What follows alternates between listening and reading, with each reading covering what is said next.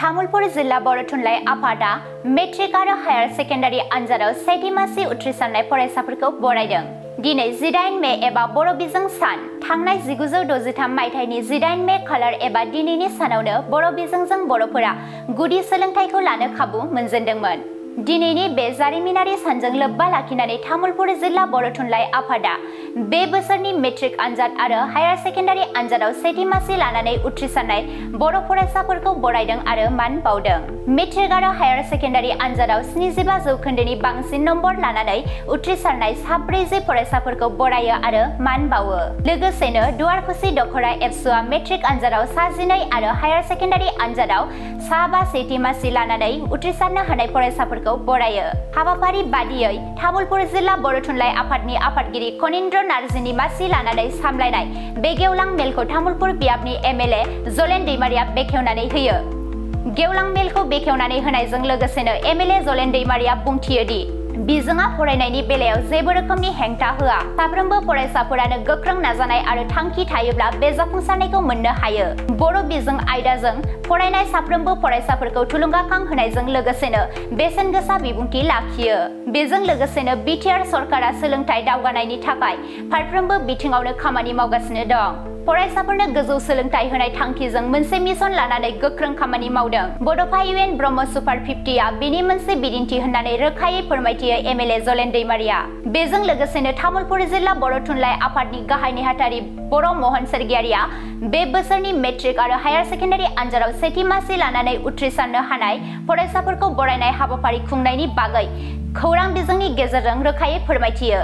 बे हाबाफारियावनो गाहाय आलासि महरै बर' थुनलाइ आफादनि नेहाथारि बिनय कुमार नार्जारी, माननि आलासि महरै रंगिया फरायसालिमानि बिबुंगोरा डक्टर केशव दैमारी, तामुलपुर जिल्ला एबसुनि गाहाय नेहाथारि जीवनजिउ बसुमतारी, गाहाय फोरोंगिरि लेबेन बसुमतारी, जयचन्द्र बर', उथुल नार्जारी, रिंखां बर' एमबिए, आइआइएम मुम्बाइ प्रान्जित बर' बिथांमोनजों लोगोसेनो दुवारखुसि दखरा एबसुनि मावथिफोर आरो फरायसाफोरा बाहागो लादों।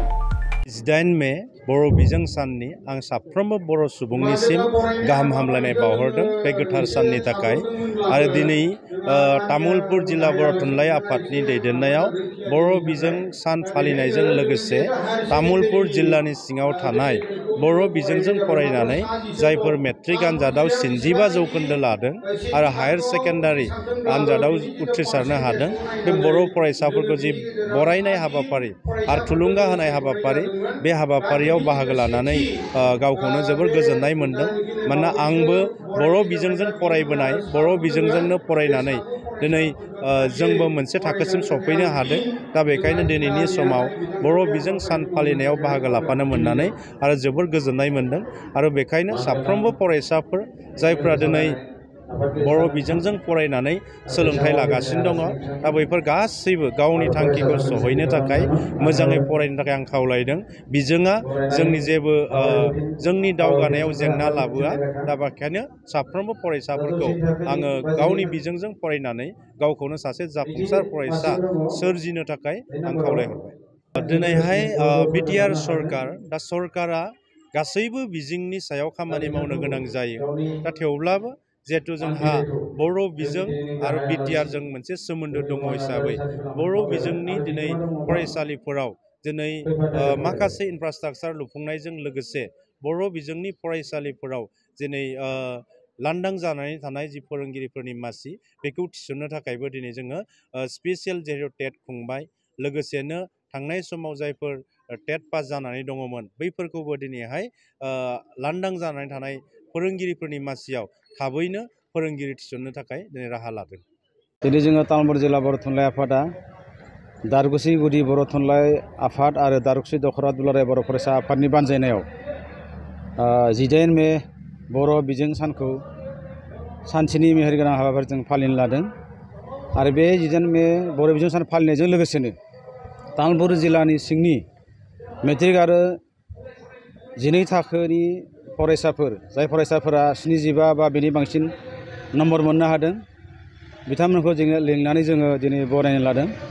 आरो बे बरायनाय हाबाफारियाव बे फरायसाफोरा बाहागो लादों, बिमा बिफाफोराबो बाहागो लादों। आरो जोंनि थुनलाइ आफादनि जिल्ला आफाद, गुदि आफाद आरो नैबे ओनसोलनि फरायसुला फरायसुलिजों लोगोसेनो गोरों गोरा फोरोंगिरि बिथांमोना बाहागो लादों आरो बेखौ नोजोर होनानै आङो जोबोरैनो गोजोननाय मोन्दों बे जोंनि बिजोङा गेजेर गेजेर जोङो लोरबां बायदि सानफ्लाङो नाथाय नैबेबायदि बोथोराव बा नैबेबायदि खायसे जोंनि जा फोरबोफोर बर' थुनलाइ आफादनि जिथु सान गोसोआव लाथावना बेबायदि सानाव लैहोर लैहोर फैनानै मदद होयोब्ला जोङो सानो जोंनि बिजोङा बा जोंनि राव थुनलाइया थारैनो गोजौथिं आवगायलांबाय थागोन आरो बेयो मोनसे जोंनि थाखाय मोजां सिगनेल होनना आं बुंनो सानो आरो जों दिनै फुंनि समाव बर' थुनलाइ आफादनि फिरफिला बिरि होबाय आरो नैथियाव मुंख्लंफोरजों बिबार बावनाय बेखौ मावफुंबाय आरो बेनि उनाव जोङो नैबे गेवलां बेल लोगोसेनो बरायनाय हाबाफारि आरो बे बरायनायाव 12 थाखोनि आरो मेट्रिकनि जायफोर फरायसाफोरा 12 थाखोआवबो बर' बिजोंजों फरायनानै 75 बा बेनि बांसिन मोननो हादों बे फरायसाफोरखौ बरायनाय जादों बे जोङो थांनाय बोसोराव जिहेथु 12 थाखोआव आर्ट्सआव बर' बिजोङा जागायदोंमोन आरो बे बर' बिजों फरायनानै फरायसाफोरा बेसेबां दावगानो हादों बेखौ जोङो नोजोर होनानै जाहाथे थुलुंगा होनो हायो बेखौ जोङो बरायनो लानाय जादों गिबियाव जोङो 10 थाखो बा मेट्रिकखौल' बरायोमोन देग्लाय जोङो बर' बिजों फरायनानै गिबियै हायार सेकेन्डारिखौ उथ्रिदो बे हिसाबै जोङो नोजोर होनानै जोङो बरायदो आरो बे बरायनायाव जों नुनो मोनदों तामुलपुर जिल्लानि सिङाव 85% हाइस मोननो हादों आरो बर' बिजोंजों हाइस्ट टपारा जाबाय मा 85 आरो लवेस्टआ 75.2% गासै जोंनि आखायाव फैनाय तथ्य मथे 13 जना बेसेबां जौखोन्दोखौ मोननो हादों आरो साफाजों थाबावनो हागोन आरो बेफोरखौ जोङो उनाव बिनि डाटाखौ बा खारिखौ मोनोब्ला न'बाबो बरायहैगोन होनना जोङो बेखौ फोसावनाय जादों मेट्रिकआव जोङो गासै जोंनि जिल्ला सिङाव सा 27 फरायसाफोरखौ बरायनाय जादों